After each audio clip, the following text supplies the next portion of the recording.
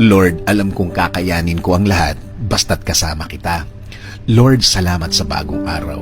Salamat sa bagong opportunity na maiba ang ginawa ko kahapon para sa aking mga kinakaharap na problema. Salamat at nagising pa din ako para makasama ko ang aking pamilya. Lord, may matindi akong problema na nasa aking buhay ngayon. Nasa aking buhay ngayon ang nagpapagulo sa aking araw-araw. Hindi ko na po alam, Lord, ang gagawin. Litong-lito na po ako sa kung ano ang mga dapat na gagawin.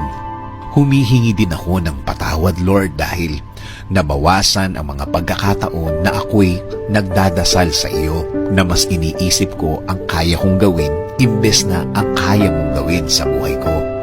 Alam ko, Lord, na natulungan mo na ako noon.